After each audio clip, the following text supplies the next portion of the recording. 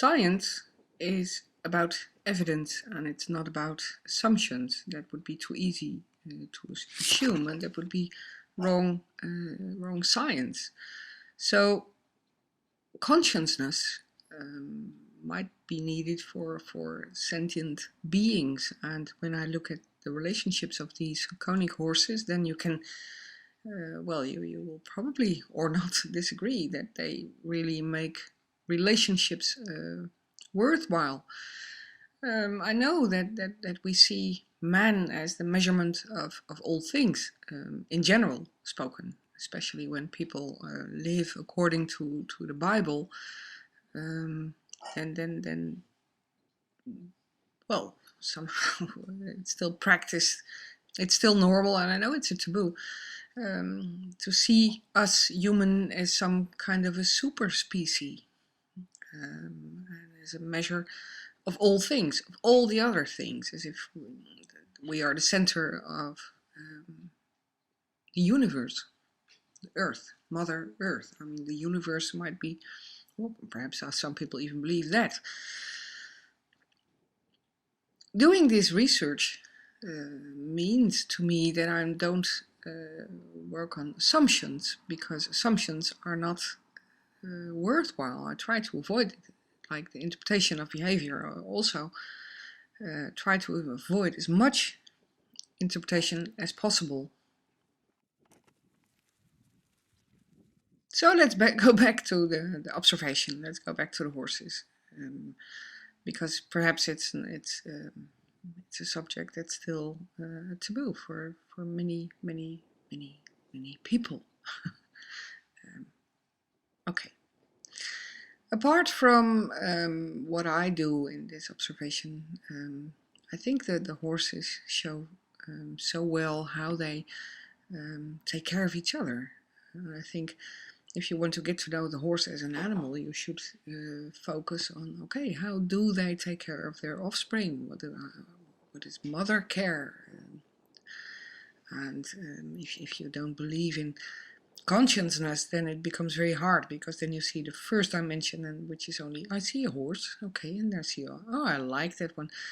The second dimension is that you start to ask yourself, okay, what is it? What are we looking at? Are we looking at a mare or a foal? What's the age? Or is it the subadult? Or is it a stallion? And the third dimension is when you come to the point of, okay, I want to know something about the history of this individual, like this mare. Last year she was pretty well fed, and now she has, well, there's something very wrong with her. And then you come to the third dimension, and I think it's for many people very hard to come there and to see that they do work on their relationships, that they their family groups are important to them, and they are not only instinctive black boxes that move, like this example, Black Patch, with her son from last year and her daughter from this year.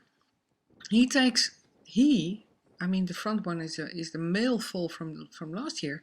He takes care of his little sister. He guides her, and so mom can just eat, and that's what she has to do. I mean, they have suckling foals. There was a foal coming.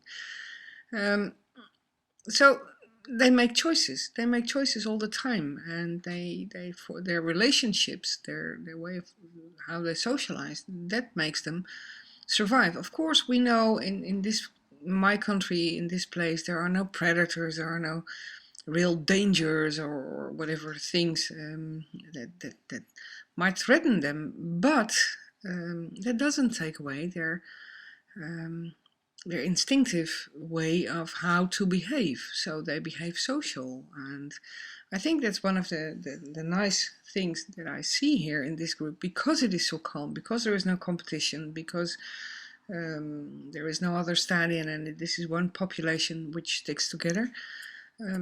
So what does it give us? I mean, you're watching. It gives us an insight in how they socialize, how they bond with each other. And I'm not interested in my relationship. This, for instance, when this happens, when I disturb the group, I am frustrated because I don't want to disturb. I want to be an ornament. But okay, I told that before. That's he. That's a stallion. He's getting fat now.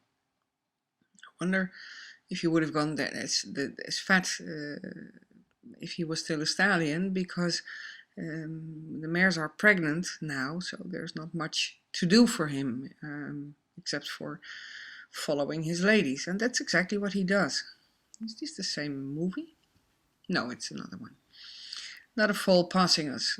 I also noticed that when I'm not alone, at this moment my husband is with me, that the horses are more, that there is more, they're restless. There is something, as if something happens, and perhaps it has to do with their experience with horses. When there are more horses, they can get into trouble because the roundup is also on foot, has been done on foot. So they have some experiences with humans, not the best. They never got a relationship with humans. Anyway, so that's another subject that I find fascinating. Okay, who is initiating this movement? Is there a reason why they start to move? Okay, the food, they want to go on. And is there always the same mares, or is it just about we want, again, we're disturbing?